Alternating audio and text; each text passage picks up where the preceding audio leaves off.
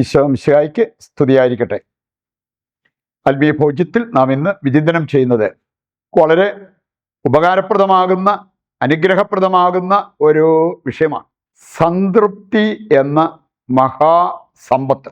ശരിക്കും സംതൃപ്തരായിട്ട് ജീവിക്കാൻ സാധിക്കുന്നത് വലിയൊരു ആത്മീയതയുടെ ഒരു സൂചനയാണ്. മനസ്സ് വളരേണ്ടതുപോലെ വളർന്നതിൻ്റെ ഒരു സൂചനയാണ്. വളരെ അതിശയിപ്പിച്ച ഒരു വ്യക്തി. അദ്ദേഹം വലിയ സമ്പന്നൊന്നുമല്ല, ചെറിയ വരുമാനമുള്ള ഒരു ബിസിനസ്.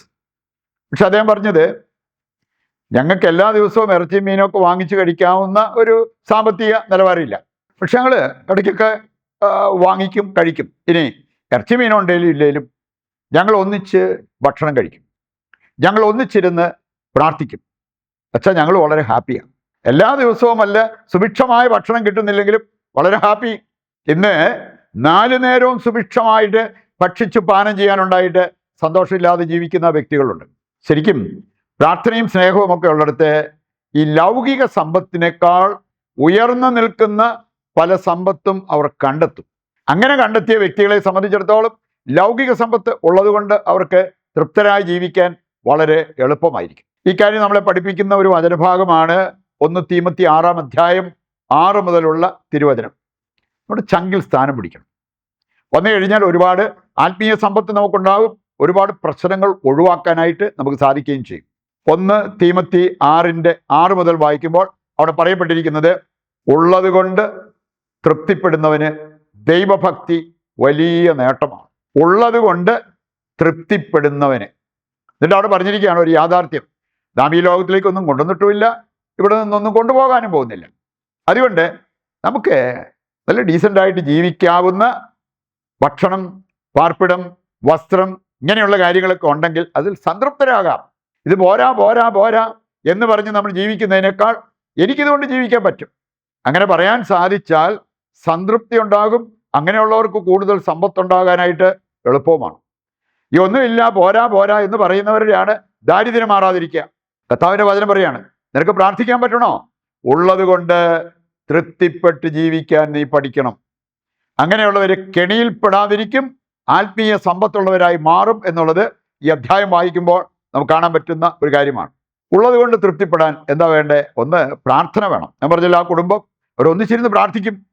അതുകൊണ്ട് അവർ ലൗകിക സമ്പത്തിനേക്കാൾ ആത്മീയ സമ്പത്ത് കണ്ടെത്തി അതിൽ സംതൃപ്തരായി ജീവിക്കുന്നവരാണ്, സന്തോഷത്തോടെ ജീവിക്കുന്നവരാണ്. പ്രാർത്ഥന. രണ്ടാമതൊരു കാര്യം, മനസ്സ് വളരണം. നമ്മുടെ മനസ്സ് വളർന്നാലേ ഉള്ളത് കൊണ്ട് തൃപ്തരായി ജീവിക്കാൻ നമുക്ക് സാധിക്കത്തുള്ളൂ. ഞാൻ ചിലപ്പോൾ ഓർത്തിട്ടുണ്ട്, ചില വ്യക്തികൾ അവരോട് എപ്പോൾ ചോദിച്ചാലും സാമ്പത്തിക മേഖല അതേക്കുറിച്ചൊരു സൂചന വന്നാൽ ഉടനെ ടൈറ്റാ, സാമ്പത്തികമായിട്ട് ടൈറ്റാ. വേണേൽ ഒരുപാട് ഇൻവെസ്റ്റ്മെൻറ്റ് നടത്തിയതിൻ്റെ പേരിലായിരിക്കാം കുറച്ച് ലോണൊക്കെ ഉള്ളത്. ആ ലോണിൻ്റെ പേരും പറഞ്ഞുകൊണ്ടാ സാമ്പത്തികമായിട്ട് ടൈറ്റാ. ഇനി കുറേ നാൾ കഴിഞ്ഞ് കുറേ സമ്പത്ത് അവരുടെ കൈവശം വന്നു എന്ന് മനസ്സിലാക്കി വീണ്ടും പോയി ചോദിച്ചു, ഇപ്പം എങ്ങനെയുണ്ട്? ഇപ്പോഴും ടൈറ്റാ, പഴയ അത്രയും ഇല്ലെങ്കിലും ടൈറ്റാ. ഇവരെന്ന് ലൂസാകുമെന്ന് അറിയത്തില്ല. കാരണം ഇത് മനസ്സ് വളരാതെ കണ്ട് ഉണ്ടാകുന്നൊരു കാര്യമല്ല. സമ്പത്ത് വർദ്ധിച്ചാലും മനസ്സ് വളരുന്നില്ലെങ്കിൽ ഉള്ളത് കൊണ്ട് തൃപ്തരാകാൻ നമുക്ക് സാധിച്ചെന്ന് വരത്തില്ല. അതുകൊണ്ട് നമ്മളെ സംബന്ധിച്ചിടത്തോളം ആ ഒരു വൈകാരിക പക്വത ഉണ്ടാകാൻ, മനസ്സ് വളരാനായിട്ട് നമ്മൾ ആഗ്രഹിക്കുകയും പ്രാർത്ഥിക്കുകയും ചെയ്യണം. നമുക്കിതിൻ്റെ വെളിച്ചത്തിൽ ഏതാനും ചില കാര്യങ്ങൾ മനസ്സിലാക്കിയിരിക്കുന്നത് നല്ലതാണ്. ധനവാന്മാർക്ക് സംഭവിക്കാവുന്ന ചില കാര്യങ്ങൾ, ധനമോഹികൾക്ക് സംഭവിക്കാവുന്ന ചില കാര്യങ്ങൾ. ധനമോഹം അതേ ഉണ്ടാകാൻ ധനവാന്മാരാകണമെന്നൊന്നുമില്ല കേട്ടോ. ഒരു സമ്പത്തും കൈവശം ഇല്ലാത്തവർക്കും ധനമോഹിയായിട്ട് ജീവിക്കാൻ പറ്റും. അങ്ങനെയുള്ളവരുടെ ജീവിതത്തിൽ വരാവുന്ന ചില ദുരവസ്ഥകൾ. സുഭാഷിതങ്ങൾ 23:4 വായിച്ചാൽ അവര് അമിതമായിട്ട് അധ്വാനിക്കും. അധ്വാനം നിർത്തേണ്ടിടത്തൊന്നും നിർത്തത്തില്ല. ആവശ്യത്തിന് അവർ സമ്പാദിച്ച് കൈവശം വന്നാലും പോരാ, അമിതമായിട്ട് രാവെന്നോ പകലെന്നോ നോക്കാതെ, ആരോഗ്യം പോലും നോക്കാതെ അമിതാധ്വാനം നടത്തുന്ന വ്യക്തികളെ ഒരുപക്ഷെ നമ്മൾ കാണും. ഇഷ്ടംപോലെ കാശുണ്ടായി, പക്ഷെ ഇപ്പം അതൊന്നും ആസ്വദിക്കാവുന്ന ഒരവസ്ഥയില്ല. അതിൽ കൂടുതൽ ഭാഗവും ആശുപത്രി ചെലവാക്കിക്കൊണ്ടിരിക്കുക. കാരണം പല വിധത്തിലുള്ള രോഗങ്ങൾ ഇതിലൂടെ നമ്മൾ സമ്പാദിച്ചു കൂട്ടിയത്. യാക്കോബ് 1:14-15 വായിച്ചാൽ ധനമോഹികൾക്ക് ഉണ്ടാകാവുന്ന ഒരു പ്രശ്നം അവിടെ പറഞ്ഞിട്ടുണ്ട്. അവരെ ദുർമോഹം പിടികൂടും. ദുർമോഹം വന്നു കഴിഞ്ഞാൽ ആവശ്യം കൊണ്ട് നമ്മൾ സംതൃപ്തരാകത്തില്ല. നമ്മുടെ ദുരാശയെ തൃപ്തിപ്പെടുത്താനുള്ള പ്രയത്നം നമ്മുടെ ഭാഗത്തു നിന്നും നിരന്തരം വന്നുകൊണ്ടിരിക്കും. ഇനി അത് എവിടെ കൊണ്ട് എത്തിക്കും? ആ ദുർമോഹം പൂർണ്ണ വളർച്ച എത്തുമ്പോൾ മരണം സംഭവിക്കും എന്നുള്ളത് കർത്താവിൻ്റെ വചനം, ഈ വചനഭാഗം നമ്മെ ഓർമ്മിപ്പിക്കുന്ന ഒരു കാര്യമാണ്. മറ്റൊന്ന്, കൽപ്പനകൾ പാലിക്കുന്നതിൽ ധനമോഹികൾക്ക് വീഴ്ച വരും. ശരിക്കും നമ്മൾ ഈ ദരിദ്രരെ കാണുമ്പോൾ അവരെ സഹായിക്കണം എന്ന് കർത്താവ് പറഞ്ഞിട്ടുണ്ട്. എന്തിനു വേണ്ടി? കൽപ്പനകൾ പാലിക്കാൻ വേണ്ടി.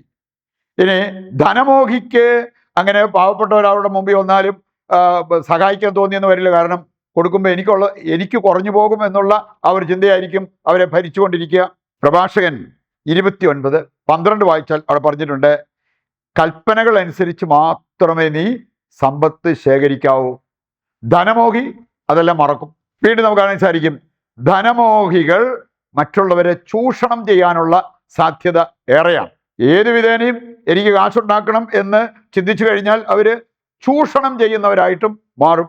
യാക്കോബ് 5:4 വായിച്ചാൽ, വേല ചെയ്തവർക്ക് കൂലി പോലും കൊടുക്കാതെ അവരോട് ചൂഷണം കാണിക്കുന്നവരെ ചൂഷണം ചെയ്യുന്ന ധനമോഹികളുണ്ടാകാം. അവർക്ക് വരുന്ന എന്താണ്? നാശം എന്നുള്ളത് കർത്താവിൻ്റെ വചനം പഠിപ്പിക്കുന്നുണ്ട്. പ്രഭാഷകൻ 34:24 വായിച്ചാൽ അവിടെ പറഞ്ഞിട്ടുണ്ട്, ദരിദ്രന്റെ സമ്പത്ത് തട്ടിയെടുത്തിട്ട്, അങ്ങനെയുള്ളവരും വേണേ പള്ളിയിൽ പോകും, പ്രാർത്ഥിക്കും, വീട്ടിൽ ഇരുന്നും സന്ധ്യാപ്രാർത്ഥനയൊക്കെ നടത്തും. പക്ഷെ അവര് അപ്പൻ്റെ മുമ്പിൽ വെച്ച് മകനെ വധിക്കുന്നവനെ പോലെയാണ് എന്നാണ് കർത്താവിൻ്റെ വചനം നമ്മെ ഓർമ്മിപ്പിക്കുക. ഒരു മാരകമായിട്ടുള്ള ഒരു പാപമാണെന്ന്. പ്രഭാഷകൻ 35:6 വചനം പറയുന്നുണ്ട്, വെറും കൈയോടെ കർത്താവിനെ സമീപിക്കരുത്. ഇന്ന് വെറും കൈയോടെ പള്ളി പോവും, കുർബാനയിൽ സംബന്ധിക്കും, അങ്ങനെയുള്ള കാര്യങ്ങളെല്ലാം ചെയ്യും, തിരിച്ചു വീട്ടിലും പോകും. അതിന് ഒരു കുഴപ്പമില്ലാത്ത ആൾക്കാരുണ്ട്. എന്താ അതിൻ്റെ പിന്നിലെ കാരണം? പണം ഇല്ലാഞ്ഞിട്ടല്ല, പണമുണ്ട്, പക്ഷെ കൊടുക്കാനുള്ള മനസ്സില്ലാത്തത് കൊണ്ട് ധനമോഹം മൂലം അങ്ങനെ വെറും കൈയോടെ കർത്താവിനെ സമീപിക്കുന്ന പലരെയും നാം കണ്ടെത്തിയെന്ന് വരും. അതുപോലെ ധനമോഹികൾക്ക് മറ്റൊരു കാര്യമാണ്, ദശാംശം കൊടുക്കാൻ അവർക്ക് പറ്റത്തില്ല. ദശാംശം കൊടുത്താൽ ഉണ്ടാകാവുന്ന അനുഗ്രഹങ്ങളെക്കുറിച്ച് വചനം കൃത്യമായിട്ട് നമ്മെ പഠിപ്പിക്കുന്നുണ്ട്. പ്രഭാഷകന്റെ പുസ്തകം 35 അതിൻ്റെ 10 മുതൽ 13 വരെയുള്ള വചനഭാഗം വായിച്ചാൽ അവിടെ ഉണ്ടാകാവുന്ന നേട്ടങ്ങളെക്കുറിച്ച് വചനം കൃത്യമായിട്ട് നമ്മെ പഠിപ്പിക്കുന്നുണ്ട്. മറ്റൊന്ന് നമ്മൾ കാണുന്നുണ്ട്, ധനമോഹം തലയ്ക്ക് പിടിച്ചാൽ ദൈവം ചോദിച്ചാൽ പോലും കൊടുക്കത്തില്ല. മനുഷ്യർ ചോദിച്ചിട്ട് കൊടുക്കാതിരുന്ന പിന്നെ നമുക്ക് ചിന്തിക്കാം, മനസ്സിലാക്കാൻ കുറച്ചുകൂടി എളുപ്പമുണ്ട്. ദൈവം ചോദിച്ചാൽ പോലും കൊടുക്കത്തില്ല. നമ്മൾ കാണുന്നുണ്ട് ലൂക്ക 18:22 വായിച്ചാൽ, ഒരു ധനവാനോട് കർത്താവ് ആവശ്യപ്പെട്ട ഒരു കാര്യമാണ്. യേശു പറഞ്ഞൊരു കാര്യം, നിനക്കുള്ളതെല്ലാം വിറ്റ് ദരിദ്രർക്ക് കൊടുത്തിട്ട് എന്നെ അനുഗമിച്ചാൽ സ്വർഗത്തിലേറെ സമ്പത്തുണ്ടാവും. ചെയ്യാൻ പറ്റിയോ? അവന് പറ്റിയില്ല. ഈ വെൻ്റ് വേ സാഡ്, നിരാശനായിട്ട് അവൻ പോയി എന്നാണ് വചനം പറയുക.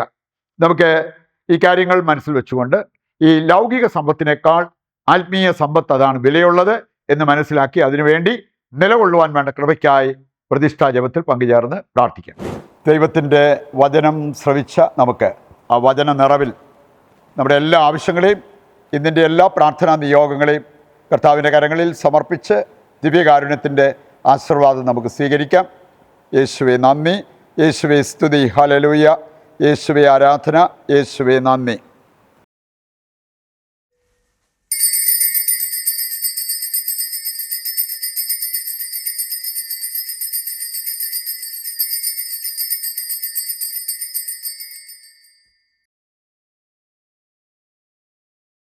പരിശുദ്ധ പരമ ദിവ്യകാരുണ്യത്തിന് എന്നേരവും ആരാധനയും സ്തുതിയും പുകഴ്ചയും ഉണ്ടായിരിക്കട്ടെ. നാളെ മറ്റൊരു എപ്പിസോഡുമായി വീണ്ടും നമുക്ക് ഒന്നിക്കാം. ദൈവം നിങ്ങളെ സമർത്ഥമായി അനുഗ്രഹിക്കട്ടെ.